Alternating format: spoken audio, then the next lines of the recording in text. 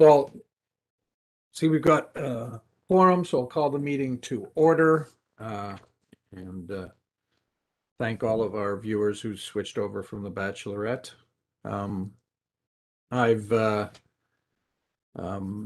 We noted the commencement time.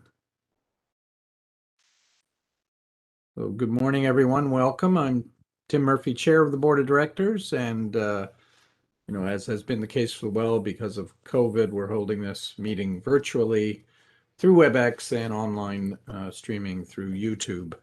I'd like to obviously begin with our land acknowledgement, and that we're holding this virtual meeting on the traditional territory of many nations, including the Mississaugas of the Credit, the Anishinaabe, the Chippewa, the Haudenosaunee, and the Wendat peoples, and is now home to many diverse First Nations, Inuit, and Métis, and acknowledge, of course, the Toronto is covered by Treaty 13 for the Mississaugas, with Mississaugas of the New Credit. There are no approvals or decisions to report out of the board's confidential session, which occurred just before this meeting. In terms of the public session, we have a number of contract awards today and the confirmation of the appointment of vice chairs for each of the three board committees. And wanted to thank John Campbell in particular for taking on the role of TSC chair, and we will have then reports from John, Adele, and Brian on their board committees. We'll hear from the Commissioner of Housing Equity, Cynthia Summers, on her performance report for 2020. And this reporting is a key aspect of the board's oversight of the office and of its accountability to the board, and we look forward to hearing from Cynthia, which was unfortunately deferred from our prior meeting. Acting President CEO Sheila Penny will provide an update on the implementation of our Confronting Anti-Black Racism strategy, as well as the board's progress in implementing our 2020-2021 strategic priorities. I should note that as our next meeting will be in October, this is Sheila's last board meeting as acting president and CEO, as our new president and CEO, Jag Sharma, will have joined the organization by then, and Sheila will have returned to a role as chief operating officer. And Sheila, I do want you to know you have the board's sincere gratitude and appreciation for all the work you've done over the past 4 months to help us keep things on track. And I know you're already working, in fact, quite enthusiastically on ensuring a smooth transition to Jag when he joins the company on August 3rd. Thank you for your outstanding efforts as acting CEO, and we look forward to continuing to work with you as our COO. COVID-19, the good news is obviously that we're pleased to see the province recovery plan move to step 3 last week, which relaxes a number of restrictions and enable more indoor facilities to reopen and programs to resume with appropriate safety protocols. Frontline staff continue to deliver essential services and supports in our buildings and communities, and other staff are keeping businesses running from home. Planning is nonetheless well underway for safely reopening our offices and restoring all services, with a priority on those services that directly impact tenants. Most staff working from home will continue to do so until further notice, as we are taking a gradual and phased approach to reopening our workplaces to make sure that we put safety of our tenants and our employees first. So once again, on behalf of the board, I want to thank our employees for the tremendous work they have done and continue to do during this pandemic. And I want to encourage everyone, staff, tenants, and stakeholders alike, to get the vaccine as soon as you are eligible. Vaccination coverage allowed the move to step 3 to happen ahead of schedule, and it will continue to be the key to safe and successful recovery. With that concludes my opening remarks. I should note we have a number of deputations, and we're following the usual deputation process we've used during this period of time, and we will call on those deputants as the appropriate issues arise. Obviously, we will be ensuring that the content of those deputations are aligned with the topic being discussed. So I guess, should I first probably you can see the agenda items listed there. I guess the first thing to do is to see if there's any member with a conflict of interest on any of the items.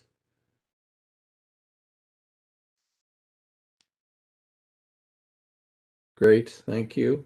And then I think we'll move to approval of the consent agenda items. And I guess first ask if directors want to hold any of the matters on the consent agenda items. Because the agenda's up, I can't see you. So if you do have something you want to hold, just speak up. Mr. Chair, I'll note that sorry. I just have a quick question on item J. Okay, well, why don't we'll just hold that. Can we have a motion then to approve the? Sorry, Tim. We did have an individual who wanted to depute on item 2I, and so the board may want to hold that item in order to accommodate the deputation request. Okay, so let's hold 2I and 2J, and then we'll have a motion to approve the rest of the agenda items. Tim, I was trying to find it, but I think there was a reference somewhere with regards to the changes in the composition of the board by adding an additional board member. And I've been desperately trying to find it where I read it earlier.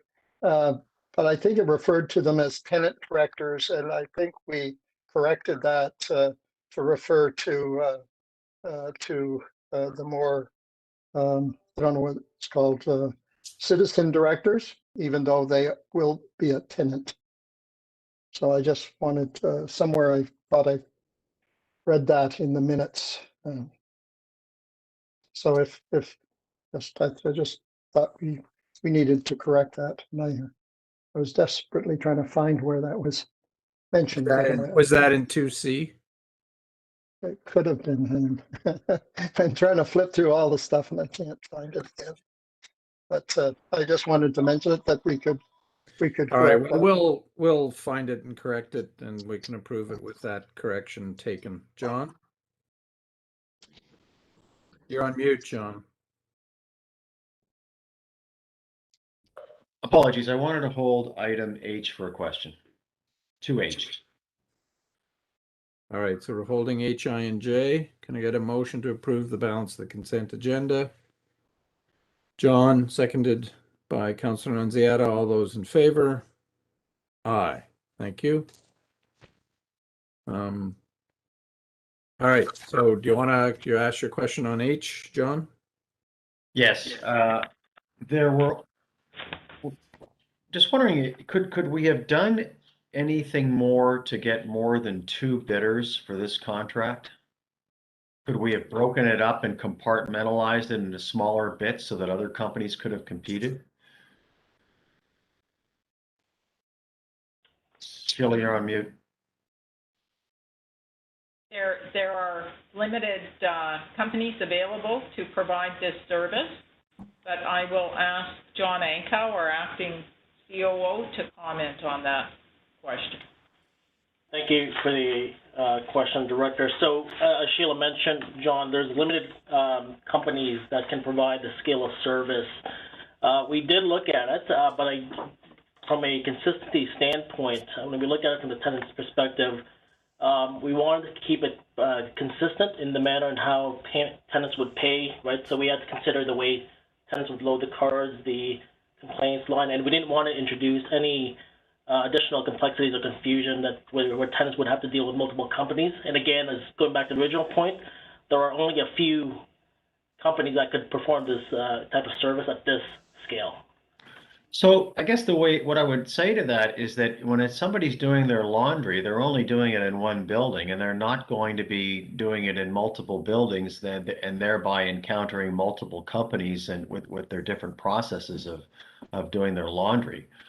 If somebody lives in the building, that's where they're doing their laundry. They're not going to take it, partway across the city to do it in another building.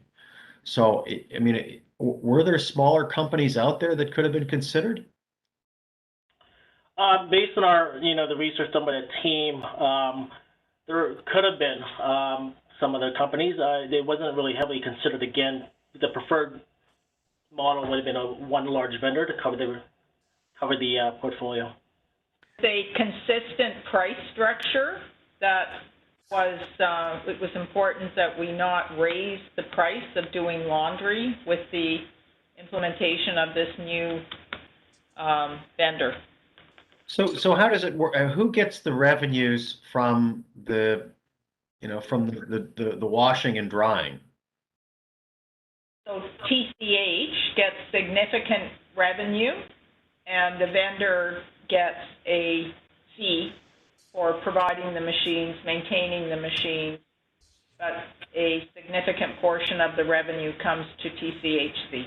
And so and how much revenue will come to TCHC over the next 10 years? Because it says we're paying Coinomatic Canada 26 million for 10 years. And how much revenue then comes to TCHC for the operation of all the machines? It would be in the amount of almost 45 million over 10 years. Okay, all right. So we're making money on this, and that's being plowed back into the operations of the organization. Okay. And we kept the price point consistent for laundry. It wasn't increased across the portfolio. And what was the bid for the company that finished second? I presume that was the existing supplier. John? That's correct. I'm not sure if I can disclose that. It was in the confidential reading materials, but effectively it was. Oh, okay, of course. Sorry, I'm sorry. My mistake. Yes, I understand. That's okay. Yeah, it's confidential. Yeah, I sorry, Mr. Chair. I forgot we were back in public session, right? So, okay, so that's fine. Thank you for your answers. Thank you. Any other questions on 2H? Great. Can we move approval of that then, John? I'll move approval. Great, thanks. Seconded by Adele. All in favor? Carried. Great. 2I, was that you, Anna, who wanted that? No, you. No, were Jay. we held 2I because we have a deputy. have a Mr. deputy. Lohman is I believe on the line in relation to that item. Mr. Lohman, you have 5 minutes. You can begin when you're ready. Thank you very much. I jumped the gun a little bit, but good morning, Mr. Chairman, Ms. Penny, and members of the board. I'm here to talk about the City Council's direction and what's occurring with the seniors facility. I deputed at the Mayor's Executive Council on these issues and the Tenant Services Committee a few days later. And I've attached deputations, although they came in late, to add a bit of a different perspective and, to the decision that you are making. I'm also adding statements that correct the May 4 Tenant Services Committee meeting minutes that minimize the contentious tenant backlash and spins a positive narrative to get your blessing. There's also a letter from 2 staff members received by the Senior Housing Management responding to those comments and the deputations given by staff members at the May 4 Tenant Services meeting. And they are an example of how SHU management recognizes the input of senior tenants as critical to the implementation and evaluation of the integrated service model. And it also shows the way that messaging puts seniors' needs at the forefront of everything we do. At the May 4 committee meeting, Councillor Fletcher saved the day for seniors when she requested the hub issue at Greenwood Towers to be put on hold pending an investigation by an independent body to look at how tenants were consulted and the lack of due diligence or regard for the safety concerns of that community. We'd like to know who the independent investigator is and when they will be speaking with senior tenants about their disquiet on this issue. And this is a very serious matter for tenants who live in the 83 buildings, because for us, this is about the safety and security of seniors living in locked entry buildings. And the policies that put the locks and safety protocols in place have a purpose. They are there to protect the residents on the inside from those who would prey on them, and to ensure the safety and sense of well-being of Toronto Housing's vulnerable seniors. There's no way the CSU can ensure the protection of tenants when their building is used like an open house. And the suggested remedy that agency staff will escort non-residents in and out of the building is stunningly a ludicrous notion.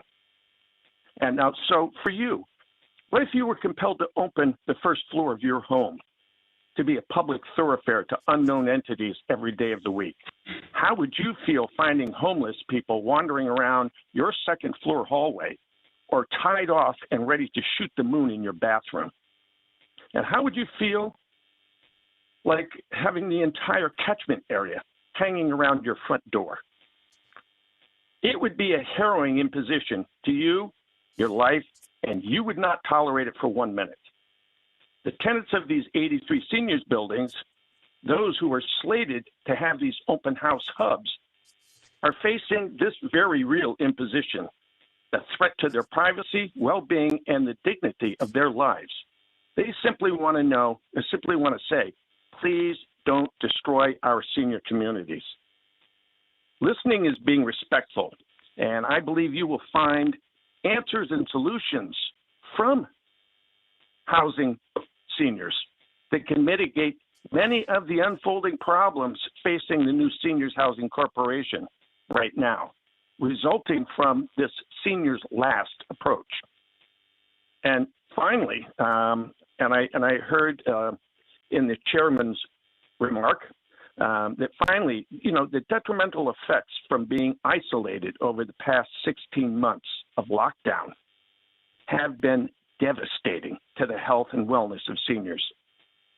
The city is now in stage 3, and we have all been vaccinated. When are our senior recreation rooms going to open? Thank you very much for your consideration on this issue. It is very important to seniors that these are things that were promised, and these are things that are written down to be mindful of what seniors need. And I would appreciate your consideration on this. Thank you very much. Thank you. Any questions? Oh, I guess he hung up. Has he left the line? No, I'm still here. Oh, okay. Any questions or comments for the? Just, yeah, Tim? Tim, it's Paula. Sorry, Hey, I don't have Paula. my camera on. I don't have any bandwidth for that. I just wanted to ask about the seniors, senior tenants advisory. Did you say you were on that, Mr. Lohman? Yes, I am. The stack.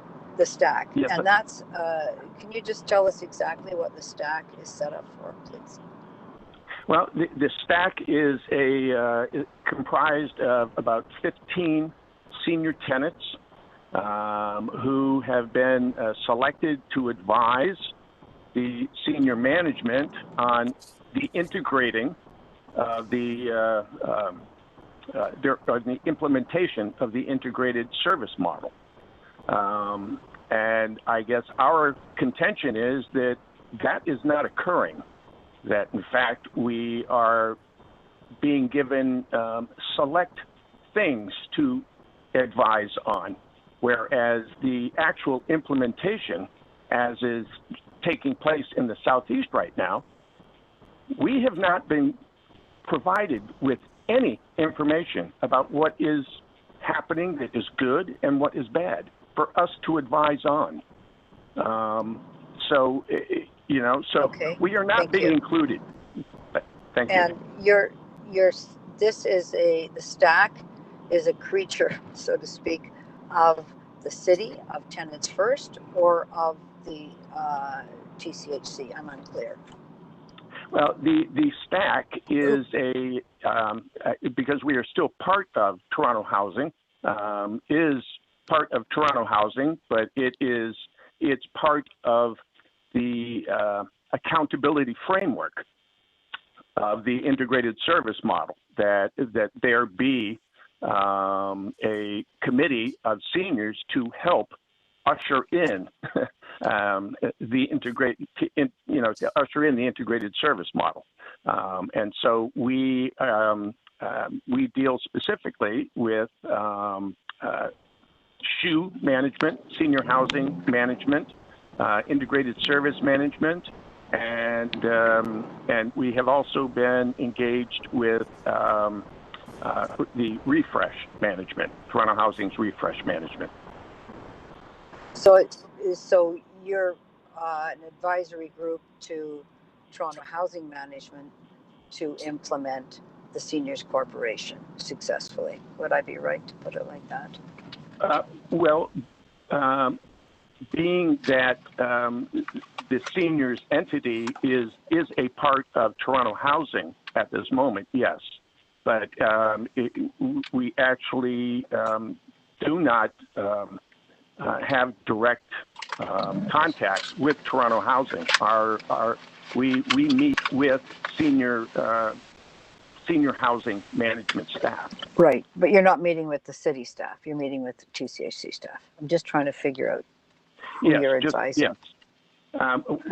We speak with Jill Bava, and we speak with Grant Colfie, and we have been engaging with Julio Rigoris, and that is about the extent. Okay. That's about the extent of.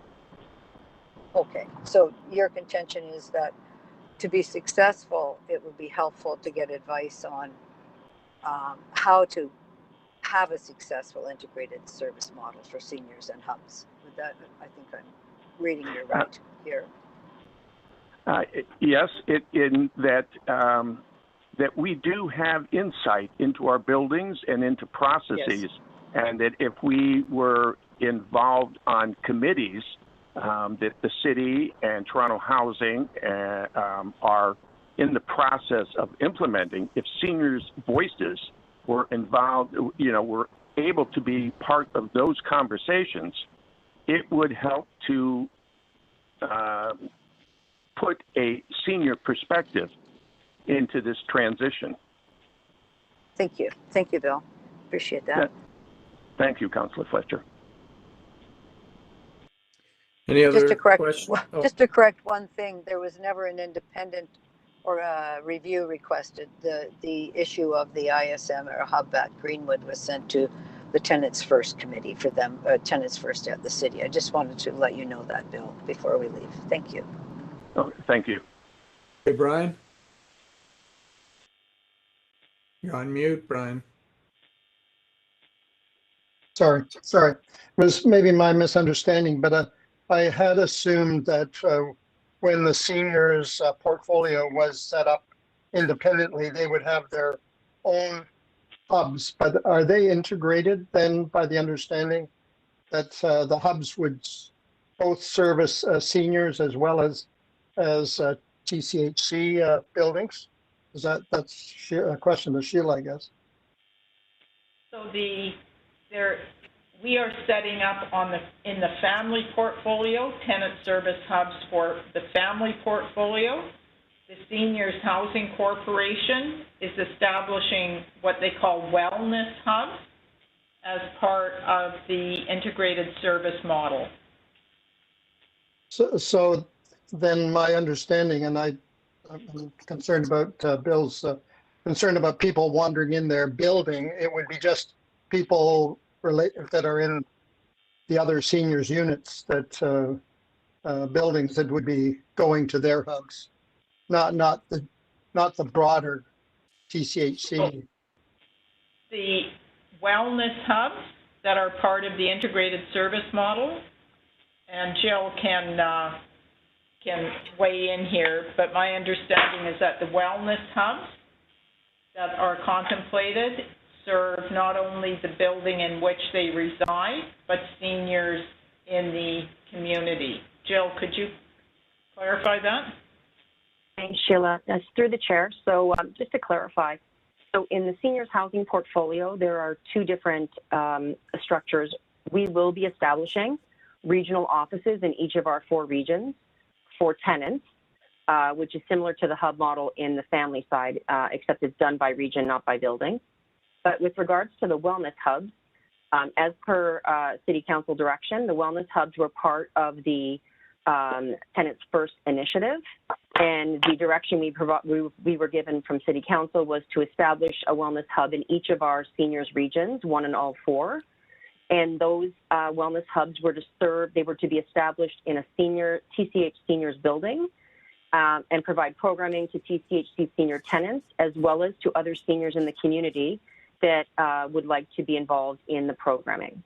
So it is seniors focused programming, but the direction from council was for both TCH seniors tenants as well as seniors in the community in the region. Thanks very much.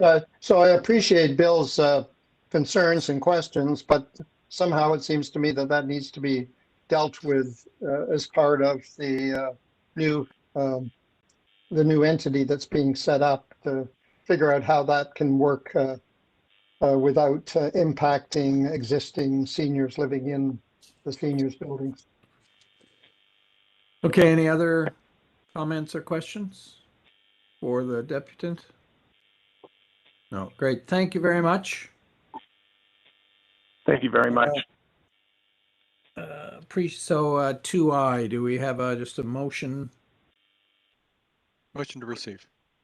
to receive from Adele, seconded by John? All those in favor? Carried. Anna, you had 2J. Just a quick question around the access housing connections. I thought this corporation was going to be ending, right? Because this was the section that was transferred to the city. That's correct. So are we unwinding it? And how much longer? The annual report that was considered by council last week indicated that we expected to conclude the dissolution of this subsidiary this year. Presently, there's one issue that is being resolved between the city and TCHC regarding a financial issue and how we're going to treat that as part of the dissolution of the company. But that is the final issue that requires resolution before we can finalize the dissolution of the subsidiary. Great. I just wanted to make sure the board was aware of that. Is that financial issue going to be brought to the attention of the board, or? We can report it back if that's the board's wish. It's how we treat a outstanding loan obligation as between the city and Access Housing. Okay. Thank you. Okay, motion then on, I guess, to vis-a-vis 2J. Anna, seconded by Uba. All those in favor? Carried. Excellent. Okay, that's it for the consent agenda item. Any business arising from the public meeting minutes or action items?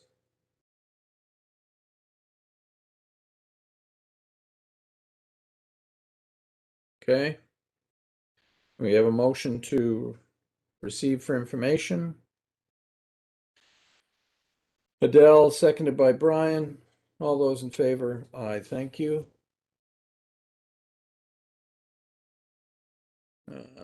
What do we have next?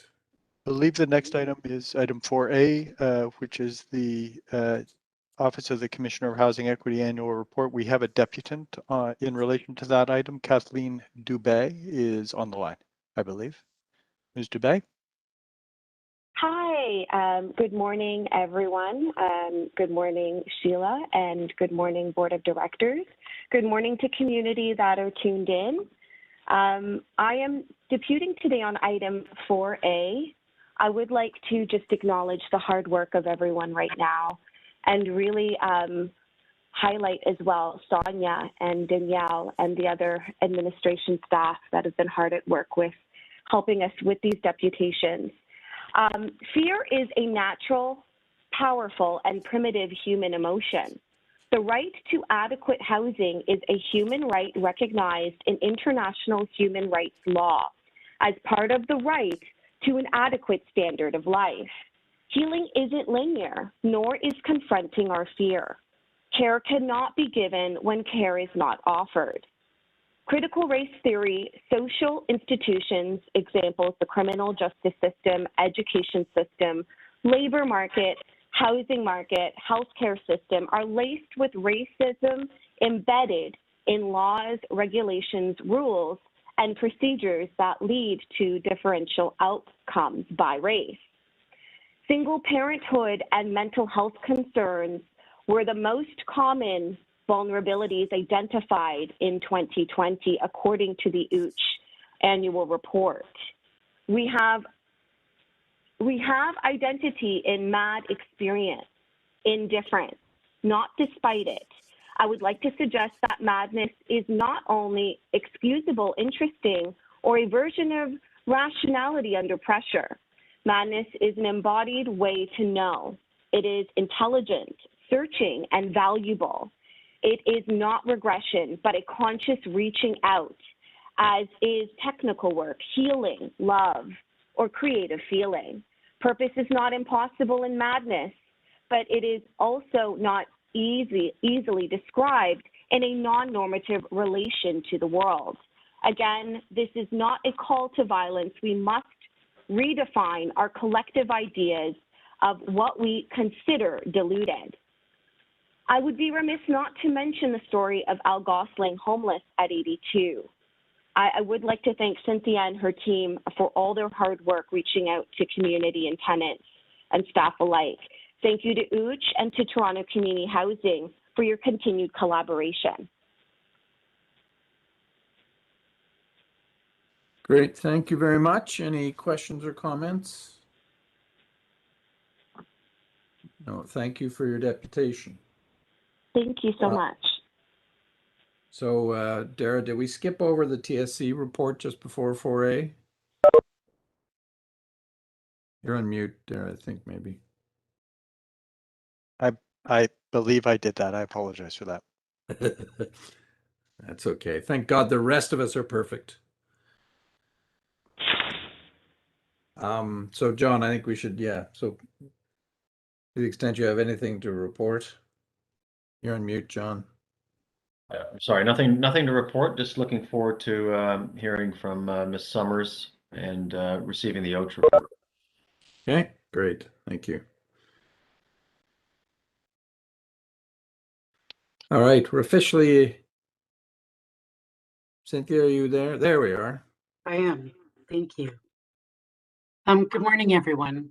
Thank you very much for the opportunity to report out to the chair and the board and the greater public on the work of OACH this past year.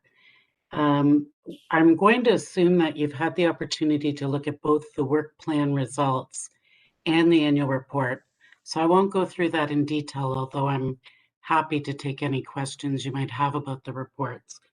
I thought that I would give you an overview of sort of the highlights of 2020 and then give you information on how 2020 has actually laid the groundwork for some exciting work that we've commenced already in 2021. So last year was a challenging year for everyone.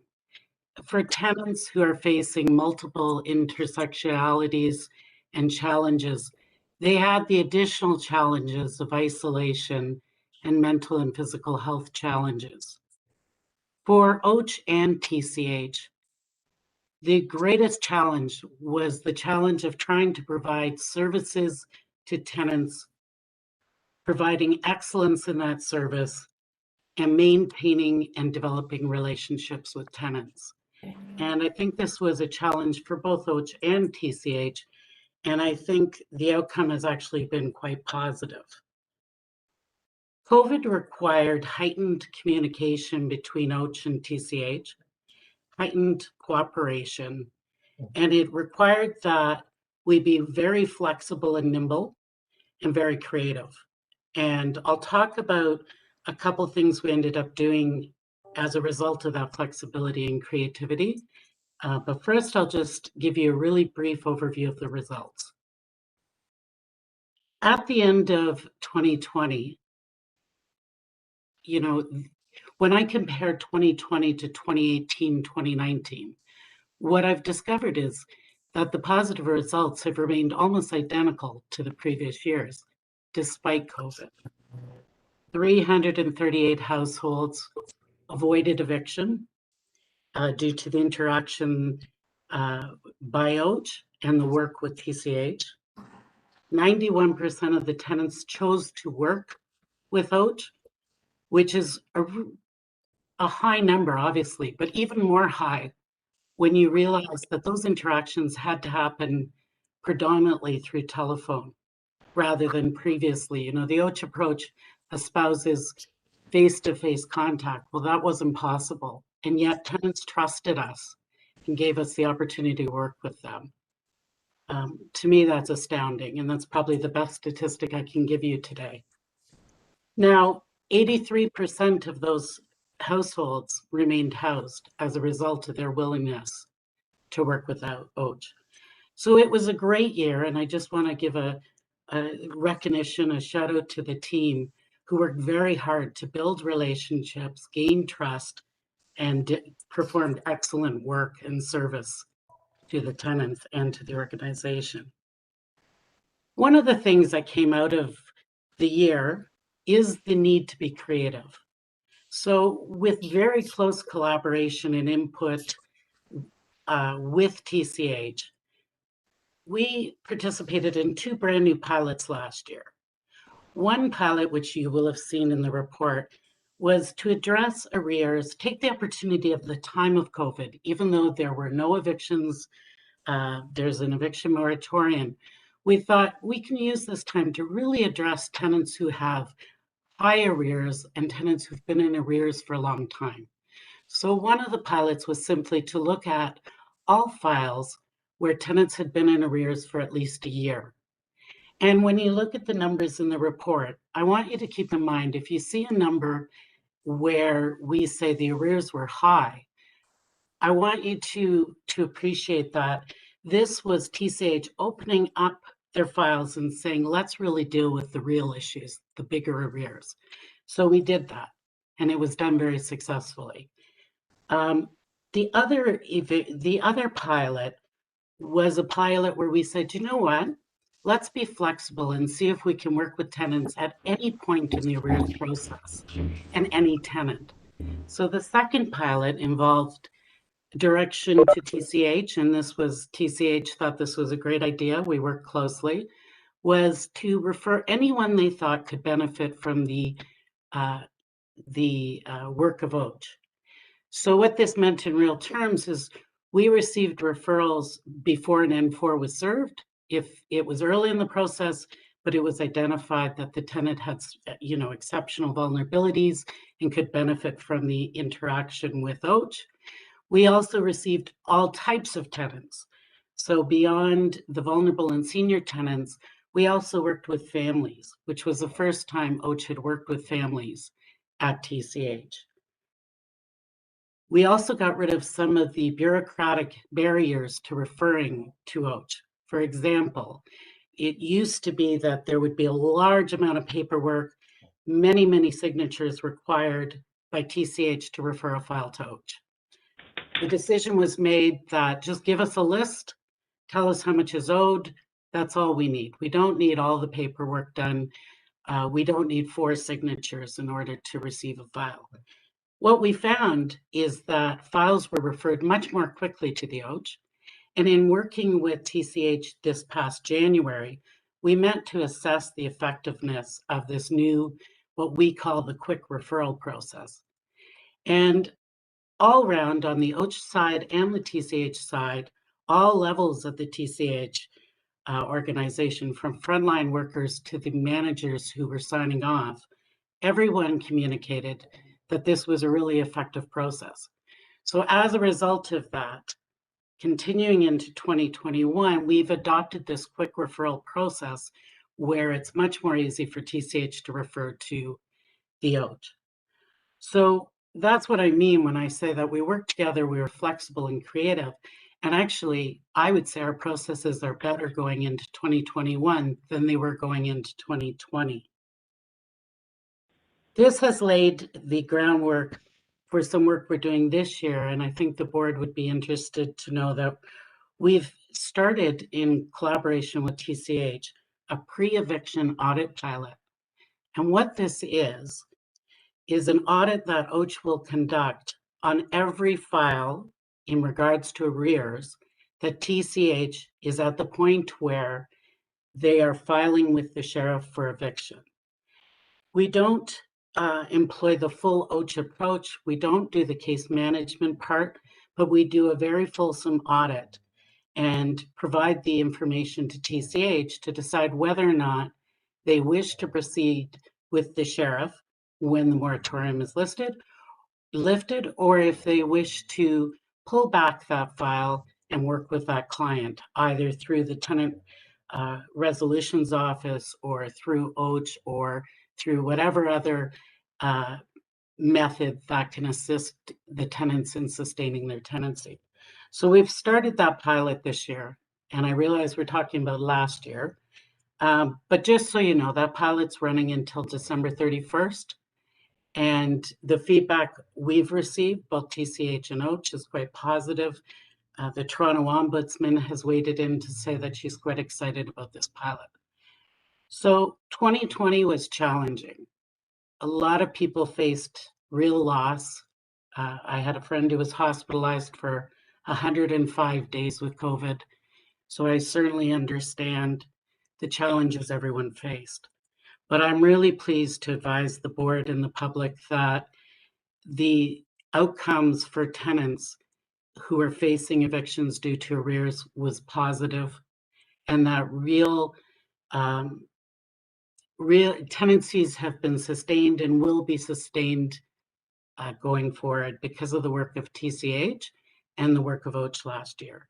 So if there's any questions, I'm happy to respond. Any questions, comments from anybody? Yeah, Marcel and then Brian. I was just wondering, like, as far as the people that were going through arrears, like, were you able to like find out like when they came into housing, were they like referred from like different agencies from the community, or were they like, is there like that kind of information? I would say that by the time we worked with the tenants, they had been living in TCH for a period of time. We did work with one family that was housed with TCH through the Rapid Rehousing Program. So they came from the streets, from the shelter system into TCH. What I can tell you is one thing we do when we work with tenants is we always identify or try to identify the underlying issues faced by the tenants, because most tenants want to pay their rent and they're just facing challenges, and that's why they're unable to pay their rent. So quite a few people with lived experiences, either prior to living in TCH or while living in TCH, need support in those areas so that we can deal with the practical matter of being able to pay their rent. So we provided a lot of supports.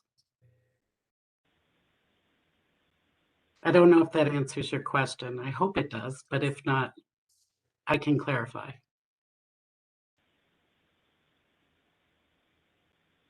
Sorry, Because Marcel, I think you were muted for a sec. Yeah. Go ahead, Marcel. You're on mute.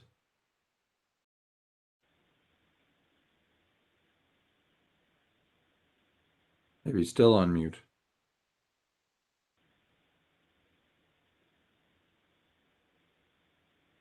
Yeah, we can't hear you, Marcel. All right, why don't we, I saw Brian and John put up their hands, so why don't we go to them while Marcel's fixing his issue. Brian and then John. And And then how can yeah. how can the processes be transferred to the housing staff to deal with the issues sooner before they reach a crisis situation? So, I mean, really, we need to move these changes to the front line so it can be dealt with in with tenants sooner in a similar manner as Coach is dealing with them, and making those systemic changes so that we don't get to the point where they have to be referred to Coach. Mm-hmm. I mean, that is the goal, isn't it? And unfortunately, one of the consequences of COVID last year was we weren't able to do as much training as we would like with frontline staff. However, one thing that we worked on very closely with TCH is creating a new arrears collection process, which was just implemented this year. And I'm working on my 6-month review for the board as we speak, that you'll probably see in October. But there is an indication that the arrears are being dealt with earlier in the process, and the arrears are smaller amounts. And this is because in the new arrears collection process, one of the emphasis is that frontline staff are trained and expected to provide the sort of short-term intensive input similar to the OCH approach.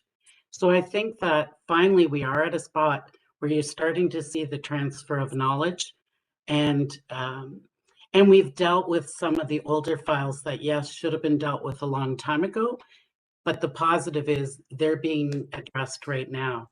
So I think there is, and I think over the year, the board will see an improvement in this area. The other benefit of the quick referral process is that TSCs are more actively involved in making a decision about what should we do with this tenant. We'll occasionally get calls from frontline staff saying, can you give us some advice on how to handle this, rather than quickly just offsetting, sending the case through OCH.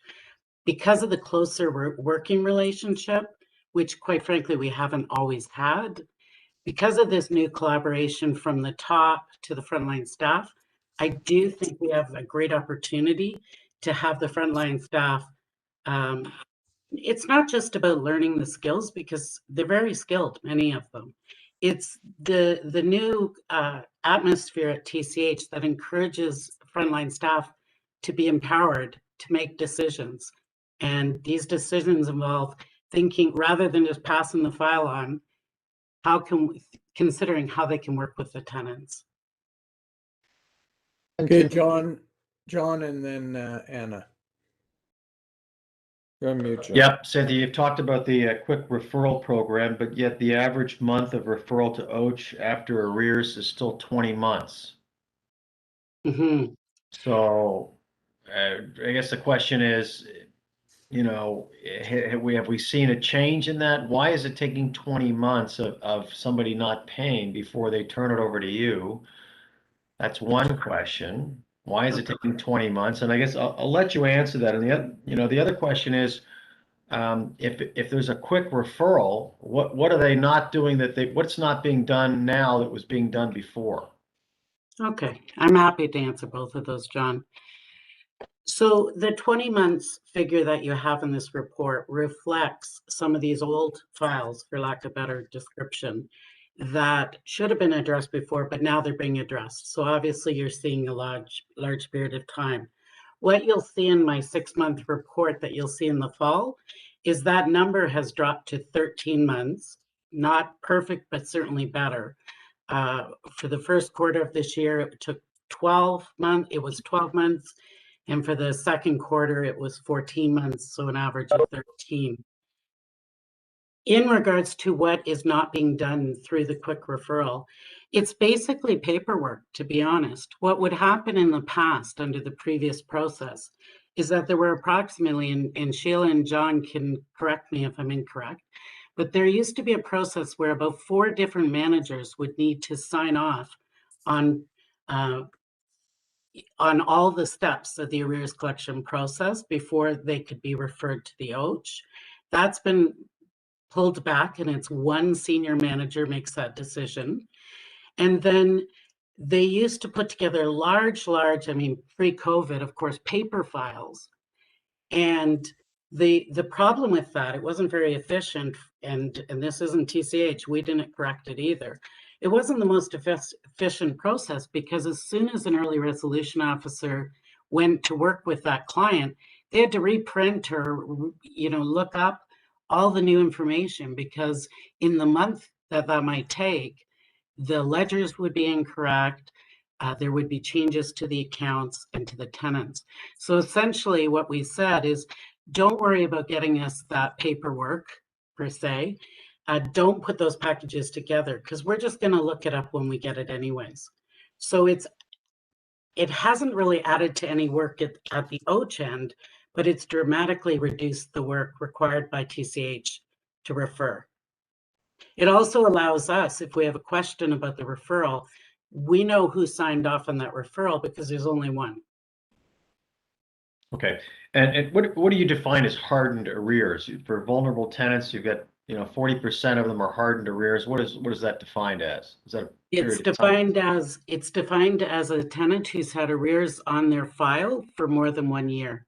Okay. And so what we found in that pilot is that in many cases, these are vulnerable tenants who had invisible disabilities. So they sat with large arrears on their files for a long period of time without the underlying issue being addressed. So I guess the next question, I guess, is for Sheila, and it sort of circles back to what Brian was getting at. Cynthia reports that 20% of the files referred to her were due to loss of subsidy. So somebody falls into arrears because of loss of subsidy. It's then going to OCH. They're getting it resolved. Why aren't TCHC staff able to see that a loss of subsidy has contributed to arrears and then resolve that as OCH is able to resolve? Because of past practices, processes, if someone didn't submit every piece of documentation for their annual rent review, they would automatically lose their subsidy, which would put them into this situation. There are changes coming now, mid-year, from our service manager that change that allows someone to submit one document as evidence of their income, which will streamline that annual rent review process and deal with this false loss of subsidy issue, John. It's a systematic change that we're implementing so that we don't have loss of subsidy because you don't submit the right paperwork. And our service manager has supported us in that process change. Got it. Okay. Okay, those are my questions. Thanks. Thanks, Sean. Anna? On your report, you talk about that you make systemic recommendations. So this year is the 4 recommendations that you have on page 100, your systemic recommendations? Yes. That is it? Or were there any other systemic recommendations that you've done in 2020? No, you're right. Previously, we've had recommendations such as do not create balloon repayments and those types of things where we've looked at specific groups or we've done audits. But this past year, this is what we did. The big one was we recommended a complete overhaul of the arrears collection process. And we recommended that, oh, go ahead, sorry. I was just wondering if between Cynthia and staff, we could get an update on the systemic recommendations and their status of completion. I think it would be important for the board to see. I think that is something that we should always look at once in a while, is all the recommendations and what has staff implemented and what is still outstanding. Happy Would to that do be that. possible? Okay. Yeah. The new arrears process that we've instituted, are we getting a report on some of the KPIs that we're measuring on that? And what are some of those? Can you give us some examples of KPIs that you're measuring in this new process? So we report through the COO's performance measures monthly. We report on the quantity of arrears, dollar value, break it down into subsections. What we're looking for is an increase in repayment agreements so that we have gotten to tenants earlier, worked with them, helped them through whatever financial issues they're having and increase the repayment agreements, bring down the unmanaged arrears, meaning those files that we haven't got to. So get to files early, problem solve with tenants to get them into a position where they're paying their rent and bring down the overall arrears. So those are metrics that we track monthly. So we're not tracking. So for example, I noticed that somewhere in Cynthia's report, she mentions that 89% of the N4s still get to her too late, for example. So like this new process should be looking at things like that. Like, shouldn't we be looking at some of these? And so can we see some of the, like, what are you trying to change in the process to get your end goals? I understand the end goal is like, what behaviors are you changing in this process to get your end goal, which is the reduction in rents and so on. So I would be interested in understanding the behaviors that you're changing in staff through this new process.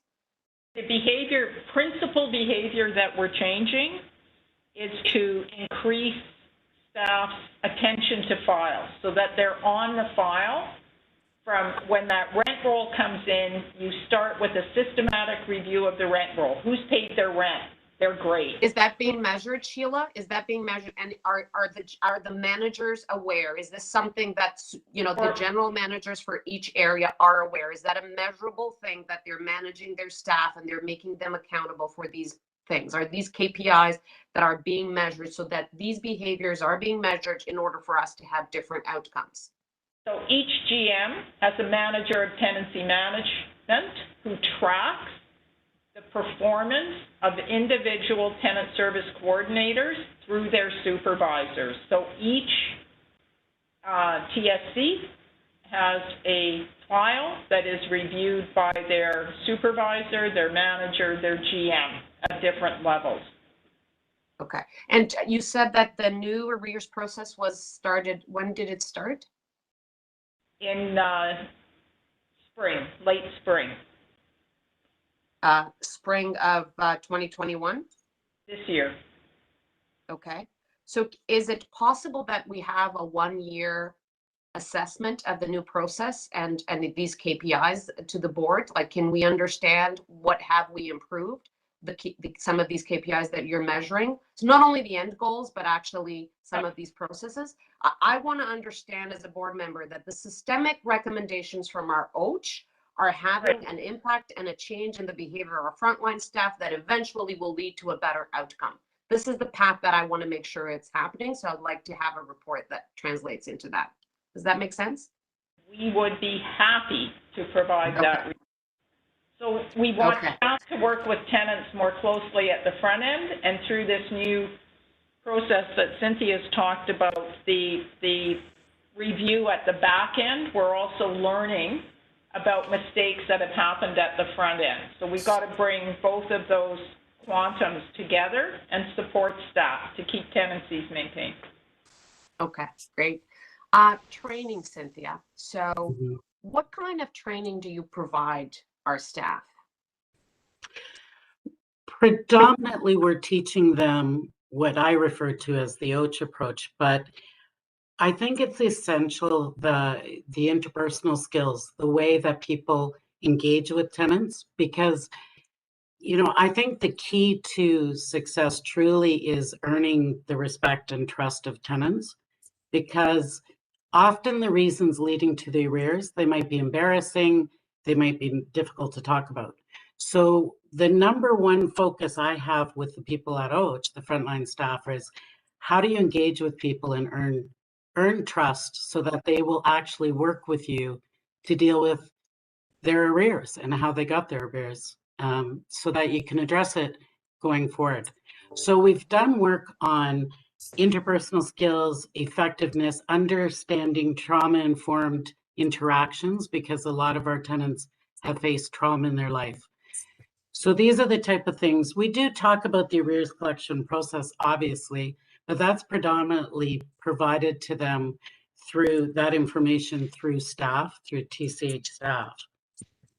So Cynthia, if I could add to that, the training that we rolled out for tenant service coordinators on the new arrears collection process, as Cynthia just said, there's a technical component that staff were trained on. There were technical changes, but then there was a soft skills component that Cynthia and her team helped deliver to TSCs.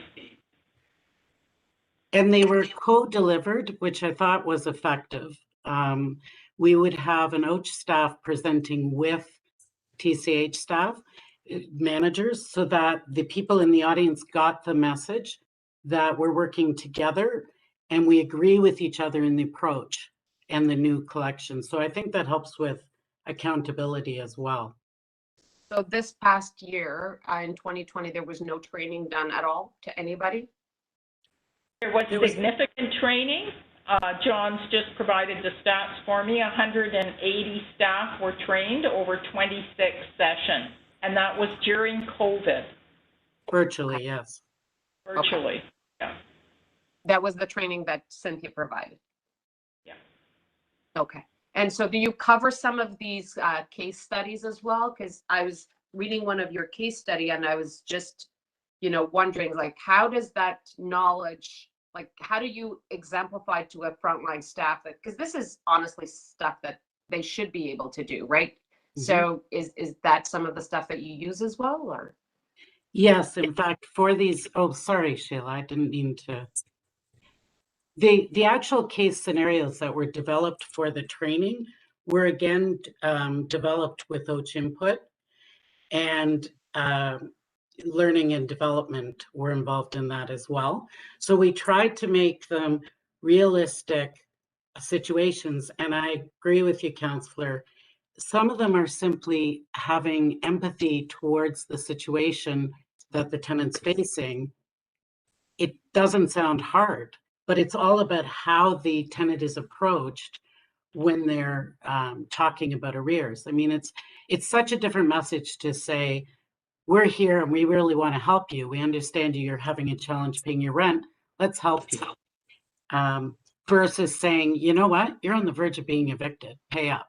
And I don't want to, say that that's the approach of TCH, but it really matters that the frontline staff learn this softer, more interpersonal approach. And I think that through the case scenarios, it was a great opportunity, because I'll be honest, in some of the case scenarios that were presented to the trainers, some of them would say, well, I don't understand this tenant's behavior, for example. And it gave us the opportunity to discuss in the group about the various challenges that people can face that end up with them at this point. So I do think the case scenarios are powerful. And yeah, I also agree with you that they will be able to, at some point, address these issues, I would hope. It requires, Sheila and I have talked about this, because it requires the training, but it also requires accountability from the senior executive down, saying you will embrace a new way of engaging with tenants. And as soon as those things come together, then the TSC is empowered and it probably enjoys their job more as well. And that's a positive outcome. Thank you. Last question, the tenant resolution office, was that started with the new process as well? Was that when we implemented the tenant resolution office? So the TRO, the Tenant Resolution Office, reports up to the COO, and their role is to manage complex tenancies. So where you have a crisis transfer, where you have extreme issues with hoarding, with mental health, that office is there to work with partners, the city, in problem-solving complex tenancies. They deal with arrears as well? I thought I heard that they also deal with arrears. Cynthia and her team are experts on managing arrears. The TRO is more focused on antisocial behavior, mental health, crisis transfer, those issues. Okay. Sometimes they're intertwined. These are complex situations that require a great deal of care and finesse, right? Mhm. Thank you. Yes, so our offices at times will work together on a file with OACH focusing on the underlying issues related to arrears and Richard Grouse's team working on, say, the behavioral issues.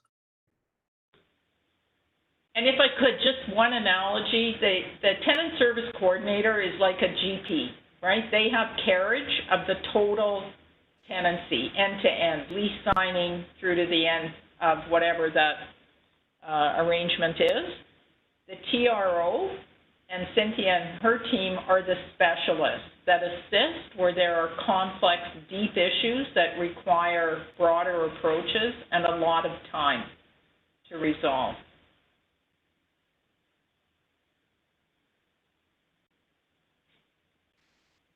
Okay.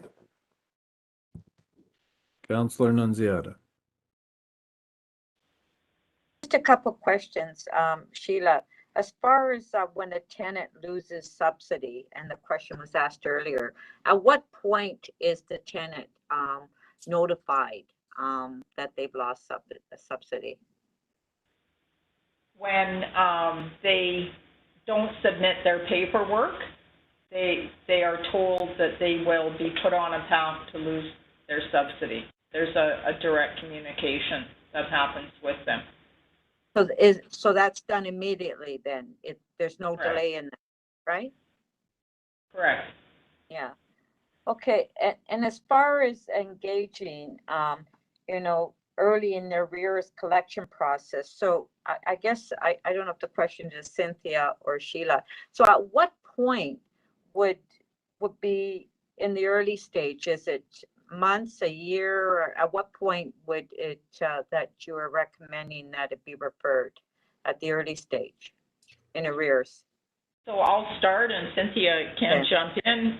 What we encourage, the new ACP process, you're a tenant service coordinator, your rent roll comes in, day one. The rent roll lands. You know who's paid their rent. We have some tenants who, for reasons of cash flow, may not pay on the 1st of the month, may pay on the 6th of the month, the 10th of the month. The tenant service coordinators are encouraged to know who those people are. They put those aside.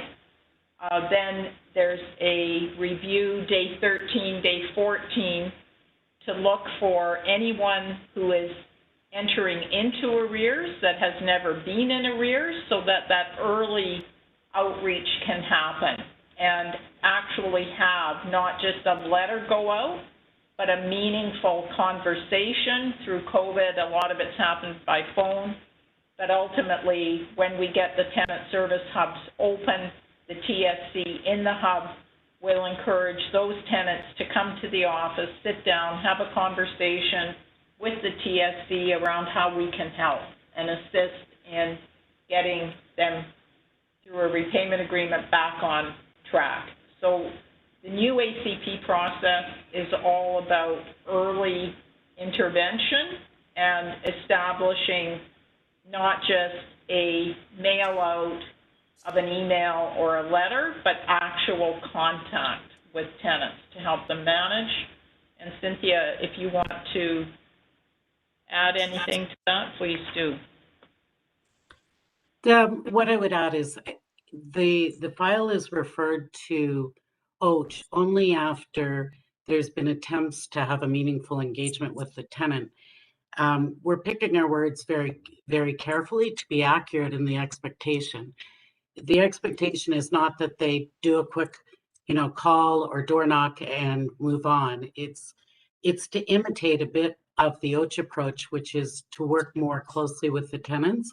However, if that fails, if that does not result in a resolution of the arrears and stabilizing the household, after the notice is given, the notice to terminate the tenancy, which is called the N4, after that's delivered to the tenant, it's at that point that the TSC is to make one attempt to resolve the issue again, and then it should be referred to OACH. So instead of waiting, like was referred to 20 months to refer to OACH, The referral would actually come earlier, probably in the second month. And we are starting to see that. Okay, because sometimes I get, well, often actually, calls from tenants when they're in arrears and they're at the point that they've received an eviction notice and they're asking me to help them, so we refer them back to Toronto Housing. So who should I be referring those calls to? If they, oh, go ahead. Sorry, I was just going to say to the general manager to make sure they're aware, and then they would go to their tenancy management manager, who would go to the TSC. Like, it's good to have it come in to a point so it can be tracked and acted on. Cynthia, sorry. Because I do get quite a few calls from tenants on that issue, and I was just bring them to us. And OCHA is always happy when tenants do contact us to ask, because we're able to tell them who they should be speaking with at that point. And sometimes we'll say, oh, let us talk to TCH and we'll ask for them to refer your file to us, depending on the circumstances. So if the N4 has been served and if there's been attempts made, they will be referred to the OCH. And it's a matter of making sure that process is moving along as it's supposed to. Because the minute the tenant gets that notice, they're terrified. You know, someone earlier mentioned fear. They're terrified. So it's so much better as an organization when we can address that quickly. Yeah. They are calling me, so that's why I'm questioning that. I guess they're going to, you know, the local counselor. Anyway, in my area, I don't know about other areas, other counselors. Yeah. Thank you. Okay, any other? Yeah, Uba, Adele, Brian, lots of interest today. Yeah, I'm glad to hear this change happening. Thank you, Cynthia, and thank you, our staff. And I totally agree with Councilor Nanciara. It's not only fear, it's terrifying, and people get anxiety when they see eviction or when they see. So is there a way, since now we are doing, and I agree 100% with Councilor Bylaw, and it at the end of the day, the end result has to be the outcome and the system change. So to get that, now we're doing the work, from 20 months to 13 months, and hopefully 2 months or a month and a half, you know, and when people don't owe $5,000-$10,000. So is there a way before we send the N4, is there a way like we can send reminders, maybe a letter, 2, 3, whatever it takes to say, you know, your rent has to be paid? Is there a way that we can help you so people don't have that anxiety and, I mean, literally over nothing? Thank you. So that is an excellent question. And the 20-month time frame actually occurred because tenant service coordinators would attempt to manage, would get into a repayment agreement, it would be breached, they'd circle back, they'd keep trying and trying and trying, and then refer too far down the path, right? What we're trying to do now is send out that N4 with consistency, but with a cover letter that we've worked very hard on that says to a tenant, we're here, we're serving your N4 because you haven't paid your rent, but we are here to work with you to problem solve whatever issues you have. Come in, talk to us, set an appointment, make contact with us so that we can assist you in getting back on a positive footing, paying your rent. So it's, and, you know, we have learned through Cynthia's good work with tenants that frontline communication, sitting directly with tenant, problem solving, bringing other resources that they may not know about to the table to assist them. We need that to happen early and at a local level. And that's the system that we're trying to roll out. And it'll be a lot easier when we get through COVID and we have the frontline spaces open, and visible so tenants can go and get that service. Thank you. Thank you, Uba. Adele. I just had a couple of comments and one question for Cynthia, but I think Anna's idea or suggestion about a report is really important, one that summarizes the recommendations on process changes and efficiencies and management's response and the progress that's being made to implement the changes. I think would be really valuable, because I do think that's the important role of the office. When we talk about soft skills, I think that the soft skills apply to not just arrears collection, but any engagement with tenants. And I'd like to think that that the definition of those soft skills goes back to the hiring process, so that we're hiring people that they have these skills and can implement them, because I think it goes beyond just training people. So I'd like to think it goes back as far as the hiring process. The other question I had for Cynthia was, I was interested in the survey results, because I really do think that the tenant's response to your office and your work is important. And I'd be interested to hear how you explain the survey results, because they were a little bit across the board.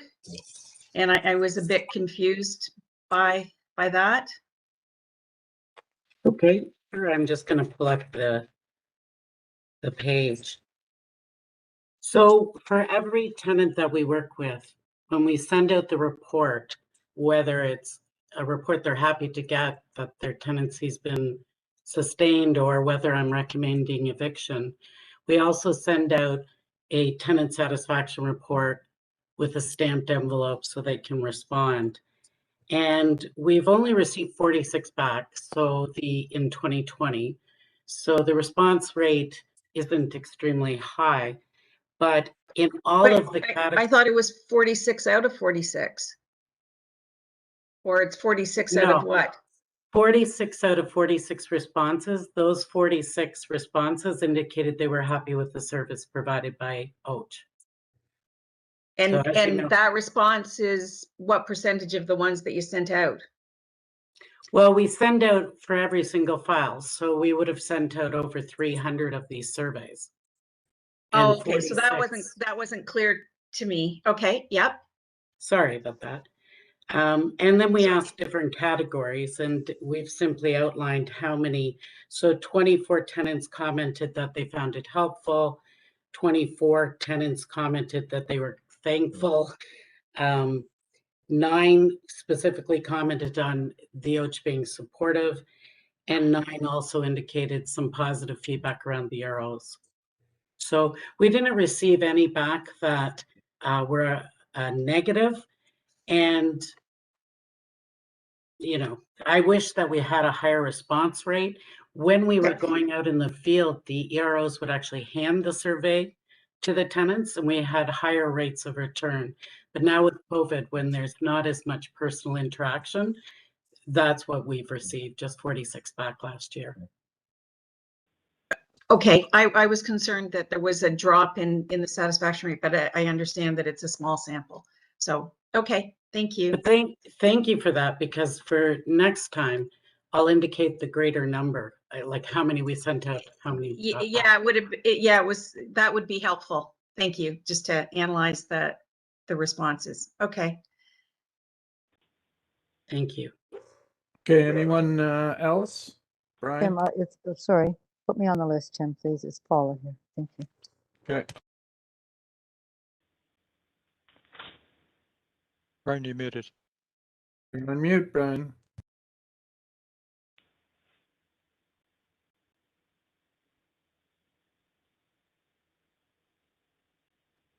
You're still on mute. Why don't we have Paula proceed while you're figuring? Okay. Oh, there we go. There we go. Sorry, my fingers weren't fast enough. Anyway, I mean, we want all tenants to be in good standing and receiving the supports they require. But getting back to your old adage there, Tim, noses in, fingers out. It seems that the staff both at TCHC and UCH have all the skills necessary to how to achieve that. But I guess what I see we're missing is what are the metrics showing that in fact these are actually happening by region, so we can do comparisons year by year, looking at arrears, the number of arrears, 30, 60, 90 plus, and the amounts, so that we can actually understand that in fact the actions taken by staff, both in TCHC and UCH, are actually moving us in the direction we want to accomplish, that all staff or all tenants are staying in their homes and we're providing the appropriate supports necessary. But I think the descriptive stuff, although that is really interesting, it really, for me, doesn't do anything to know that in fact we're moving forward. So, Brian, if I could, we do report through the COO's operational performance measures the volume of arrears by dollar value, break that down, how many arrears are in repayment agreements, how are we managing arrears, what's the percentage of files that we haven't touched yet, how long are have those individuals been in arrears. So those metrics are part of our report to the board. And as I said, for the first time in the company's history, arrears have started to trend down. We've been asked today for a report that looks at the process changes that we've implemented with the new arrears collection process, the efficiencies, the outcomes, and we will provide that to committee. So, what do we get that at each meeting or quarterly, or how's that?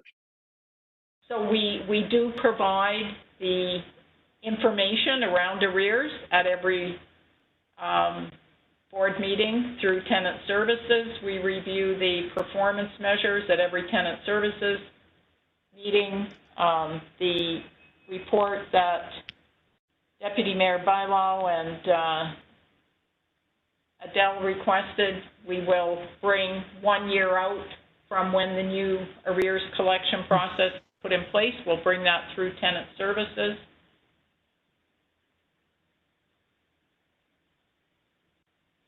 Okay, maybe I missed it, but I didn't see it in today's information. But We bring the performance measures to tenant services committee. We can bring those to the board, report out on those to the full board as well, but the reports go to tenant services.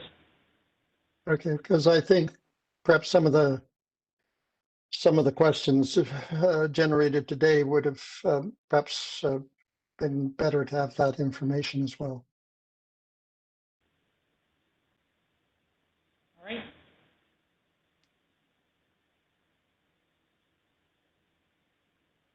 Okay, anyone else? Yes. Oh, yes, Paula, Yeah. sorry. Thank you. Thanks, Tim.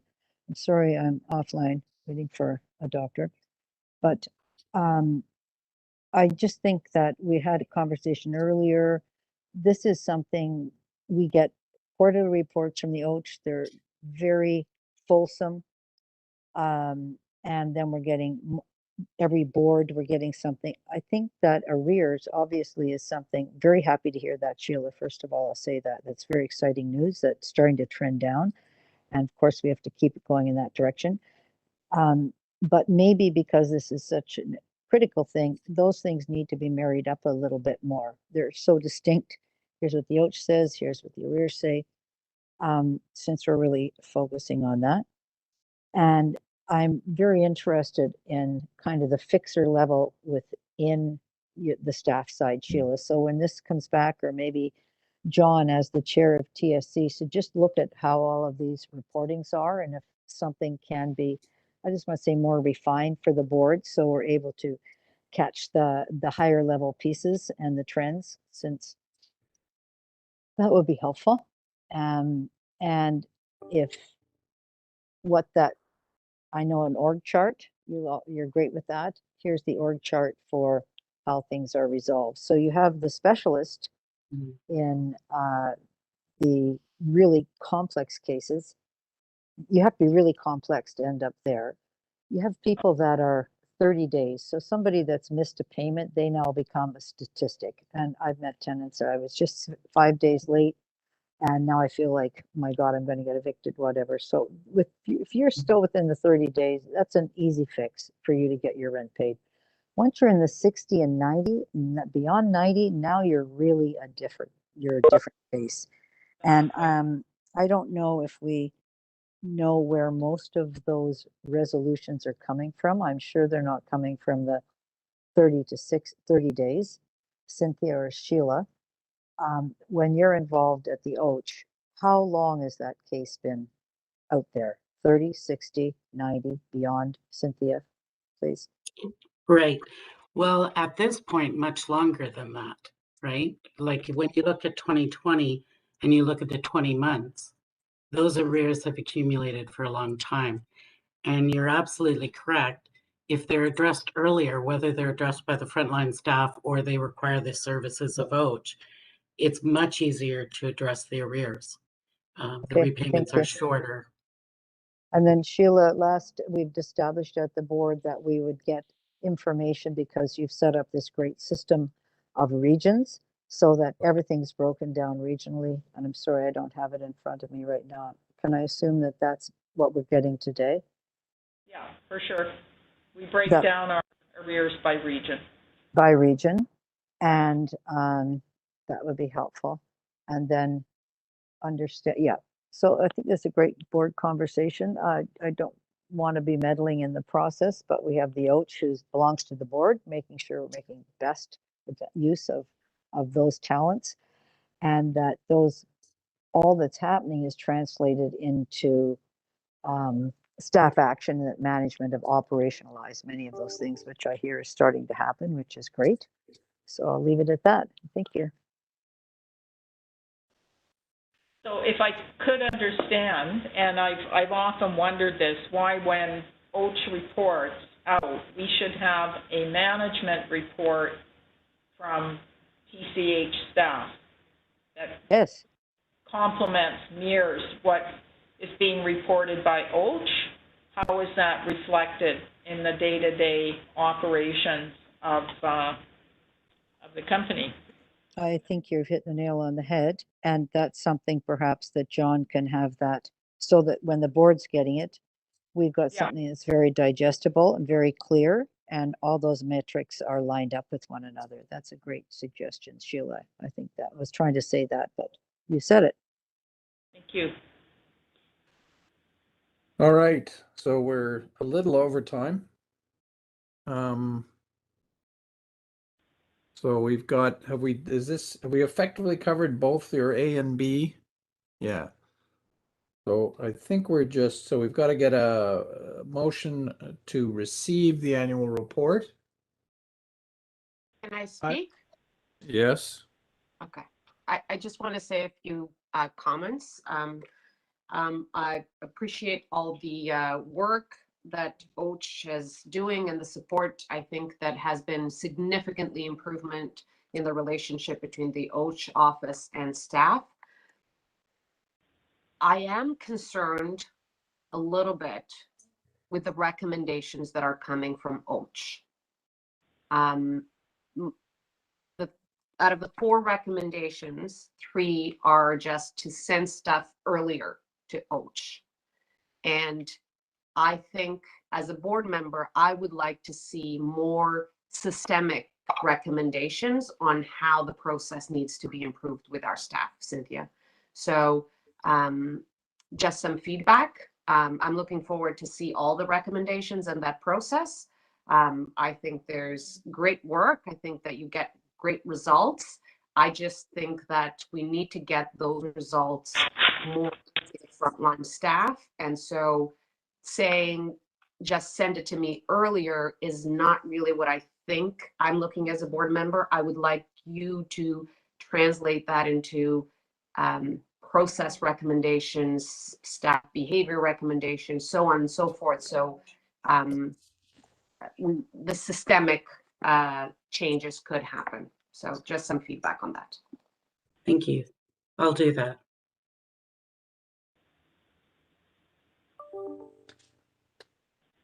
Okay, we get So, a motion to receive and a motion to approve.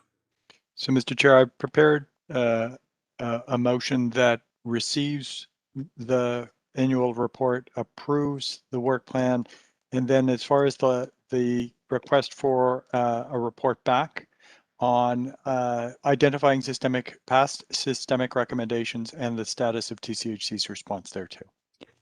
So that's, I'm sharing that now.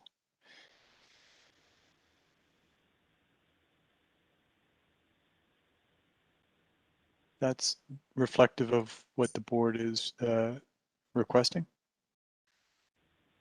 We need a motion as well on the report a year after the arrears, or is staff taking that as a to-do and just adding it to our materials that need to be coming back? I don't know if I don't necessarily feel a motion. If I get staff's commitment, then in 1 year we'll get a report I think back. you should just have a motion. There's a lot going on in the corporation. Okay, there you go. As the board, as per the board's will, let's have a motion.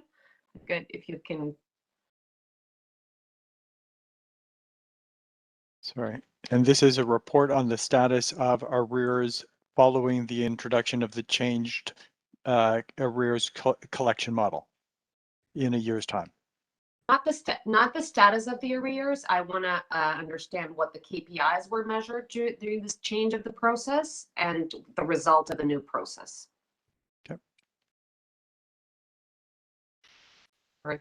You're probably hearing my dog snoring because she's snoring so high. We can't hear your dog snoring. It's okay. Because I was just listening to it. I'm like, oh, what the heck?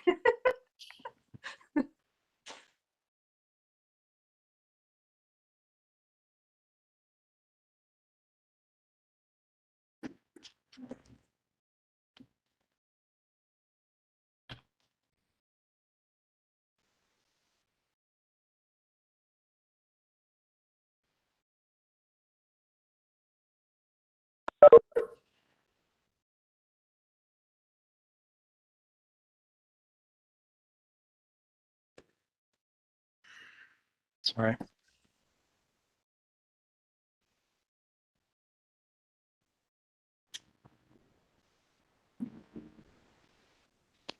And again, I'm going to share it. I don't think that I've got it quite right, but it'll at least give you something to tell me to change.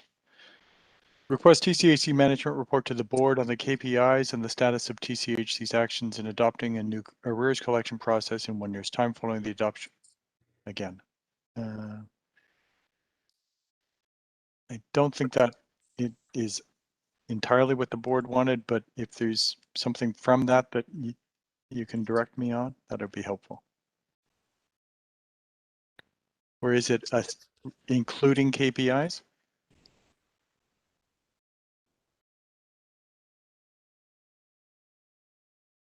You're on mute, Councillor Baila. Yeah, I would change it to including KPIs instead. Okay. And did not Sheila suggest that report could come the next time there's a report from OACH so that we don't have to wait 1 year? Yeah, I think that there is merit, like the arrears collection process started on this date, that we report out a year after on the success of that. But what I would also like to suggest is that when Cynthia reports out at her next time frame, whenever that is, that we have a companion report that accompanies it. I think that's a great idea. Yeah. And John, we would take that through your committee, through Tenant Services. Yeah.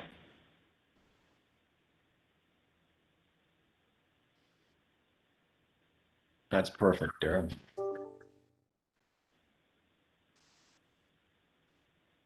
I'll stop sharing then. Okay, do we have a motion to do those 4 things? Anybody? I'll move it.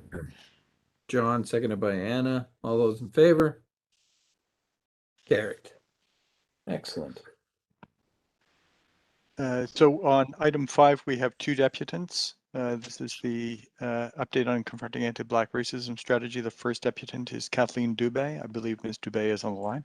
Just before, hang on, what did we schedule this to? So I believe that the meeting was scheduled to conclude at 11:45. I think the appointment that was sent covered a slightly longer period than that, recognizing that sometimes. So I just think we're going to have, so we have to assume we're done by 12:30. Tim, I have to leave at 12. And so does Naram. So what does that do for? We should be at 8 after they both leave. Okay, well, we're going to end at 12:30 because I have to leave then. So deputants on which, on 5? So of the, that's probably, let's get that one done if we can. Okay. So let's go. Ms. Dubé, are you on the line? I am. Hello, everyone. Thank you. I'm deputing today on an important item 5, confronting anti-Black racism strategy. On June 15th, 2021, interim CEO Sheila Penny acknowledged that there is minimal institutional expertise against anti-Black racism and anti-racism. Staff, tenants, and community are dealing with it, but support moving forward is required to improve outcomes. The importance of going beyond the surface, Band-Aid approaches to racial justice and equity challenges have been harmful, impacting trust, reputation, relationship building, and so forth. An acute awareness of the interconnectedness of this ongoing work, and it spans beyond Toronto community housing and requires a collective shift with all levels of government support and engagement. Implicit bias recommendations by Dr. Edward Pittman, add a systemic lens, engage diverse perspectives, avoid one-offs, think education instead of training. I'm not necessarily going to read this whole thing because I think a lot of it is interconnected with what's already been discussed, including what Jess was quite engageful with a lot of great questions. The systemic and structural inequities are too often hidden from plain sight. So just looking to really shift from things like what is wrong with you to what has happened. A non-presumptuous stance. People don't need to disclose to be provided privacy, respect, and dignity. Choice, control, and collaboration. Coercion can be oppressive and invisible. So many non-visible disabilities, deepening, listening, and unlearning. It's important to have extensive stakeholder engagement, internal reporting, and collaboration with what's currently known as CABRI, which I believe will be replaced with the Center of Advancing the Interests of Black People team in August at every stage of the process. And I want to just thank you all for your commitment and dedication. Thank you. Thank you. Any questions, comments? No, thank you. Is there another deputant, Dara? There is, I believe that Zamani Ra is with us to depute on this item. Ms. Ra? Hi there. Good morning, everyone. You can hear me okay, right? We can hear you. Okay, beautiful. So I just want to first give thanks to the Creator and to my ancestors for allowing and for carving the way for me to be here today. I don't go anywhere without thanking them. So I need to make sure I say that first. And I also want to say thank you to the board for, for your continuous commitment to seeing this this sort of new way forward within TCH. So I want to start my presentation by asking how to measure, or how do you measure impact course, that's the million-dollar question. So these are definitely unprecedented times, and over the last year, we've had unprecedented experience. No one knows what the long-term impacts of the current health situation on our lives is going to be or what it's going to look like, but we definitely feel it now, though, right? Because we can't measure its long-term effects, does it devalue our needs or my needs now, though? In this present moment, we have only a glimpse at the levels of destruction on the surface. How will we know how bad it hurts us in the future? Well, if this wasn't my deputation and if this wasn't my deputation and I had the floor for more than 5 minutes, I'd ask you to actually respond. I think I can safely say this, though, that the answer is it's challenging. Or maybe the answer is simply, we don't know. You see, none of us have been here at this new place with TCH and the CABR unit. This is the first of its kind within the TCH context. But I tell you what, though, so living in this skin, experiencing what life has to offer in this society, walking around with a liberation mindset and harnessing what the ancestors have given me while the powers that be conveniently don't see me, carefully dismiss me, subtly sabotage me and mine, and undermine us in all manner of ways is extremely taxing on my spirit, let alone my body and my community and my contribution to the wider collective. So we are here at this moment due to a power and structure set in place to function in a way that has proved detrimental to the health and well-being of the people it is tasked to serve. So tell me, have you stood underneath that structure? Have you felt the weight of what it is when it crumbles on top of or around you or through you, and still have the nerve to stand to stay standing in spite of it, or to use the experience of what you have been through as a catalyst to spark change? It is my thought then, and only then, within that context of generational systemic oppression and fight, that as a board you are ill-equipped to tell the CABR unit what we need and why we need it. So the next time the CABR unit drafts a proposal to address a need that they have determined is necessary. I mean, after all, you are talking to people who have fought to make something of the genius in the street knowledge, the bachelor's, the master's, and the PhDs they have. You've hired those folks. I'm suggesting that as a board, you spend emphasis on how to make what they have suggested happen rather than the emphasis on justifying it in numbers. The stats are one part of the journey, but you wouldn't have the stats without the people talking about or crumbling underneath their struggle. We definitely, I myself personally, look forward to working with all of you as always. Thank you. Thank you for that. Any comments, questions for the deputant? Oh, that's great. Thank you very much for your time. So with that, I'll turn it over to you, Sheila, and Nadia, I guess, as well, to take us through the status report. Thank you, Mr. Chair. If I could get the slide deck up. I do have Nadia Gavaya joining me as part of this presentation, along with Evelyn Ponza. So next slide, please.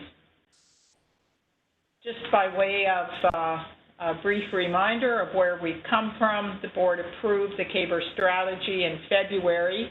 With that approval, the company, every division in the company initiated work through the transitional CABR team to identify what actions they could take as members of their respective units to help move us forward in implementing the strategy. Pardon me. The board approved the staffing model back in June. Evelyn Amponza and her team have led ongoing staff and tenant feedback sessions. We are here today to update the board on where we're at with the action plan, and what Nadia and Evelyn will walk you through are the work that the company has done in moving the strategy forward that has identified 43 concrete actions with measurable outcomes that will continue us on this journey. If I could have the next slide. So at broad strokes, our approach to confronting anti-Black racism that exists within the company is twofold. We have and are establishing the center, which is responsible for overseeing the implementation of the strategy through work with the entire company. Secondly, the CABR action plan identifies specific programs and activities that will enhance the experiences of Black tenants and staff. So we understand that anti-Black racism exists within the company for both staff and tenants. The actions that we're about to walk you through will help us make the systematic change required to address those issues. And with that, I will hand it over to Nadia Kobaya. Thank you, Sheila. Following board approval of the CABR strategy earlier this year, divisions across TCHC worked to identify 43 actions that will be implemented over the next 3 years. These are covered in the attached work plan. Critical actions include establishing the center, which will coordinate and support the implementation of our strategy and respond to incidences of anti-Black racism.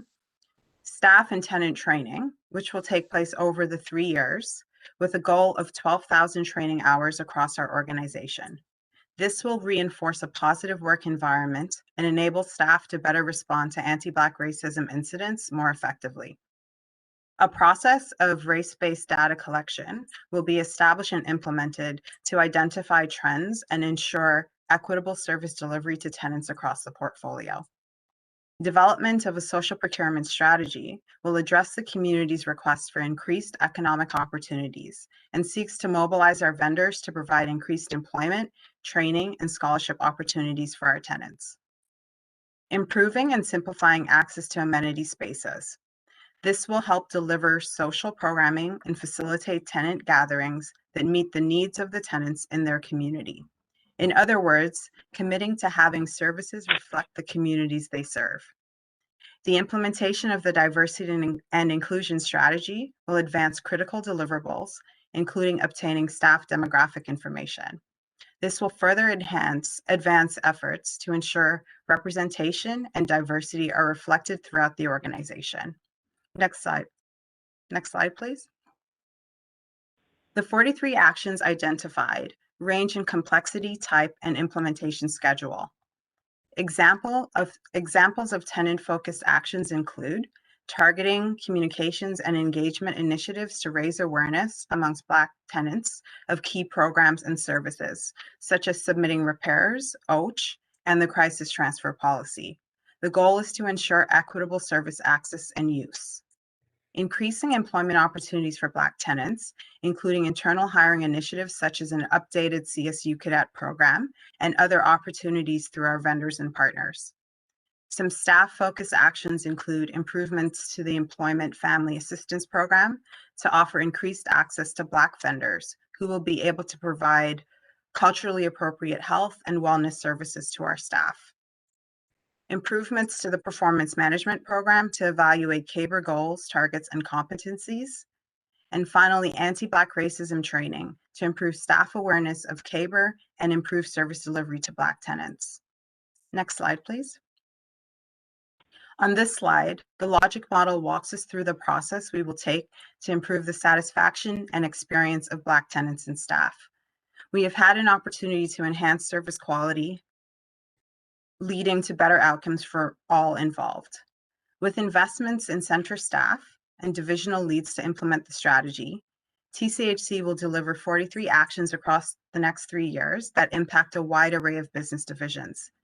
The implemented actions will benefit Black tenants and staff primarily, but system changes are expected to positively impact all tenants and staff through newly streamlined processes and policies that are focused on removing barriers. The actions, when implemented, will work together to advance the 8 outcomes of the approved CABR strategy. Evelyn will now take us through the last bit of the presentation. Thanks, Nadia. So I'm going to speak to our thinking around the evaluation, monitoring, and measurement.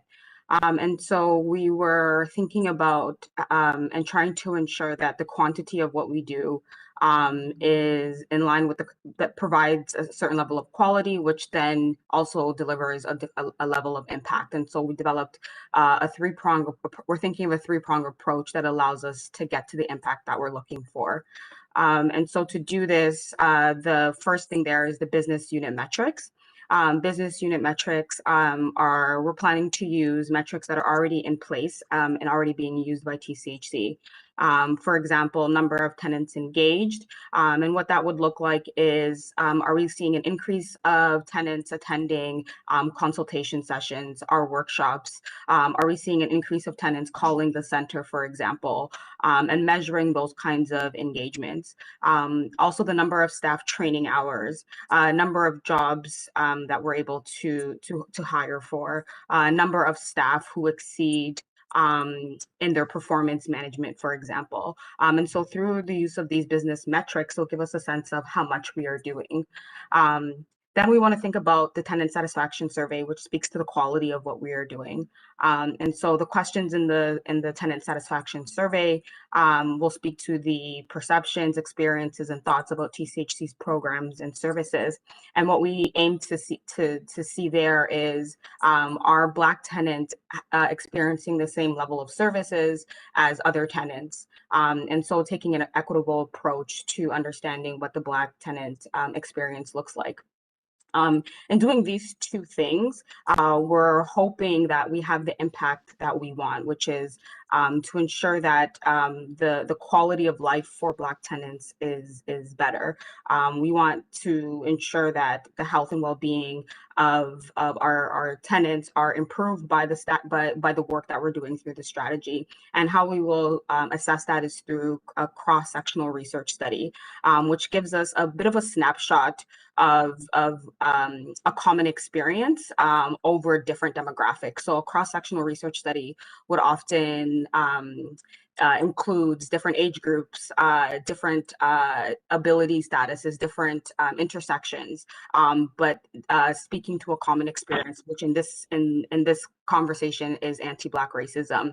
And so doing cross-sectional studies at different periods of time will tell us if we're having the impact that we're hoping to have through implementing the strategies and the actions from the action plan.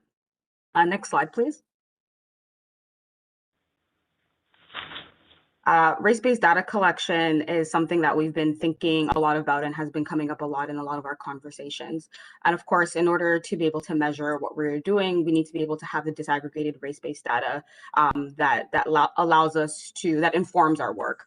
And so the opportunity that we've identified is to collect this data using four different avenues.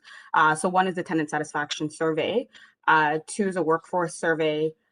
3 is the lease signing, where we would include a volunteer self-identification form.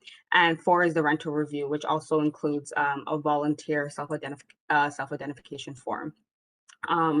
While we are in like the early stages of designing this race-based data program, we believe that there are opportunities to collect race-based data using existing and planned systems. And in order to inform what our race-based data collection is going to look like, we are in the process of looking at best practices that exist, human rights practices that exist, looking at what the city is doing around collecting disaggregated race-based data, and taking into account all of the different best practices and learnings. We'll put forth a race-based data collection process for this work. Next slide, please. And so for the next steps, implementation updates will be brought back to the board in Q4.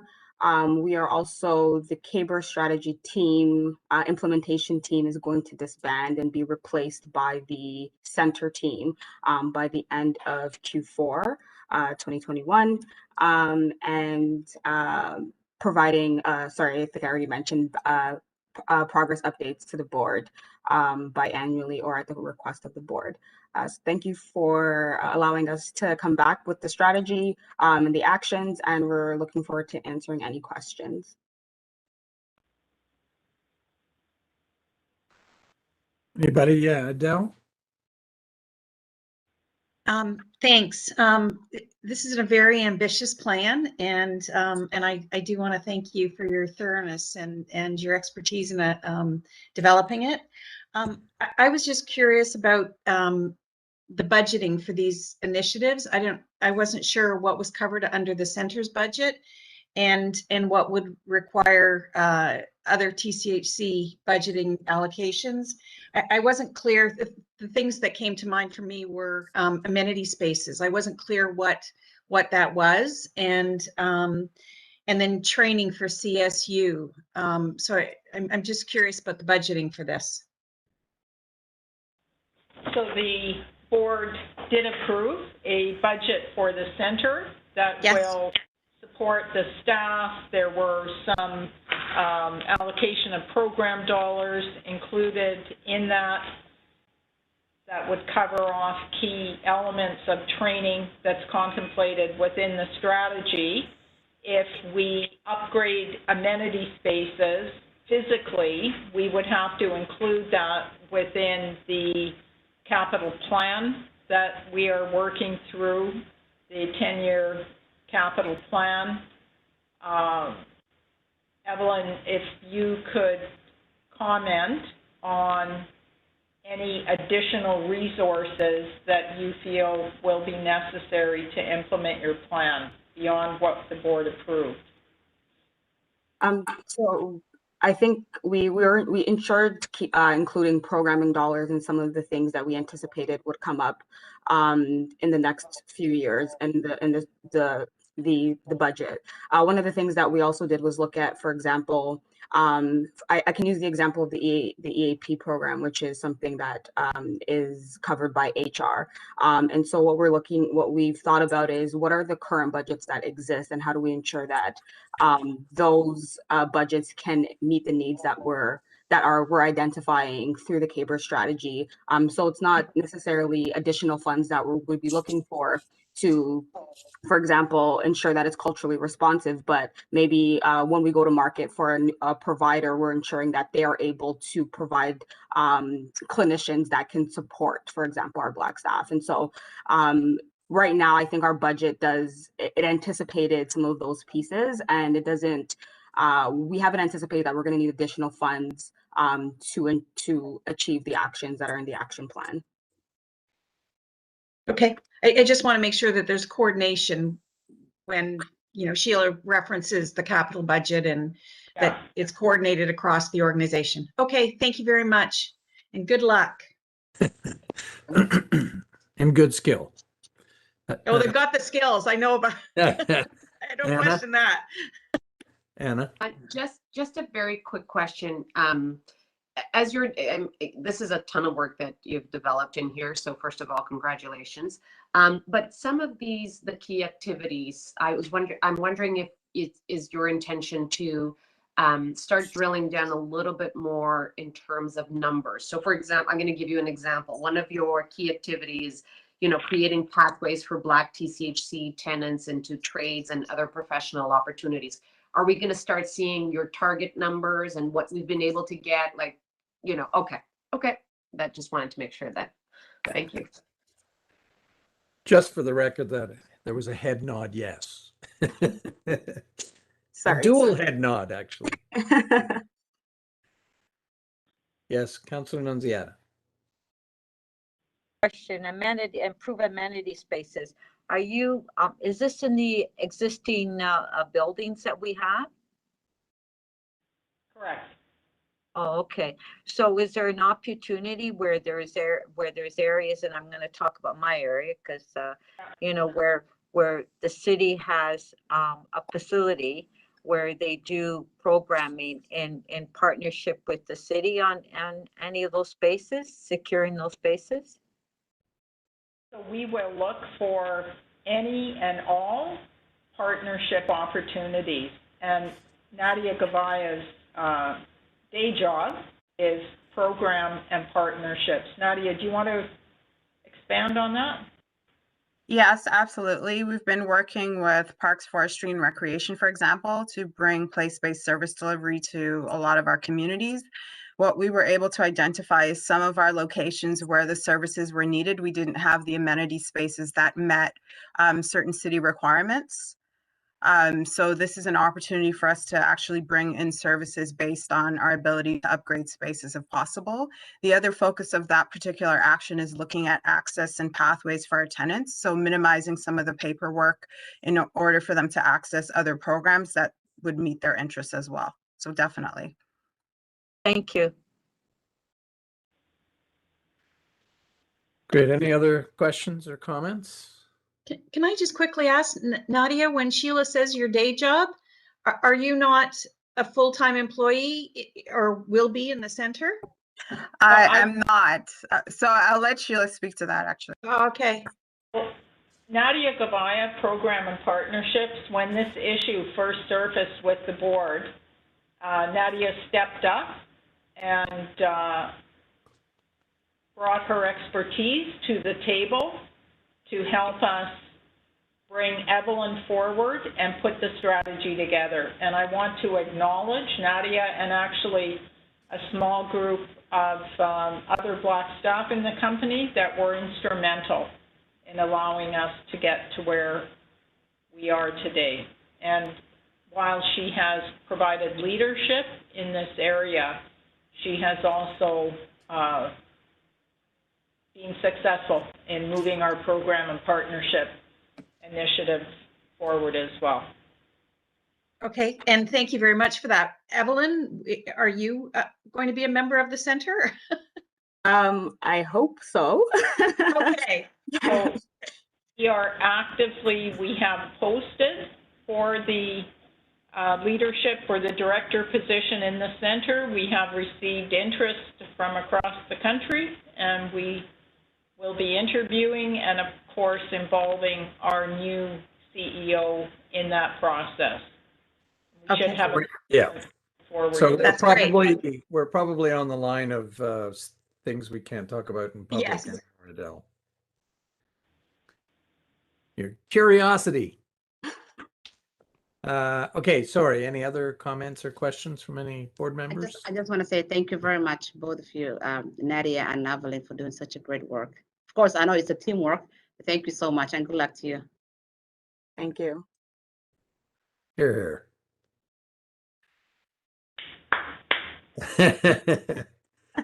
All right. Motion to I need a motion to receive. It's just a receipt. Do we need? It is multiple receipt aspects. Yes. Okay, so there's the motion. People want to have a mover. Uba, seconder, Councilor Nunziata. All those in favor. Well done. Thank you so very much. So, Mr. Chair, we've got 10 minutes before I understand we're going to lose quorum. We have 3 deputants who will need 5 minutes each. And so I think we're going to have to defer item 6. I think we are too. And the rest of them are receipt items, right? The two. One is the GCHRC chairs report, and Brian unfortunately had to leave the meeting. So the only other report that is the BIFAC report from the BIFAC chair. Yeah. I didn't have anything to report. Okay. So I think we're frankly at the point of adjournment.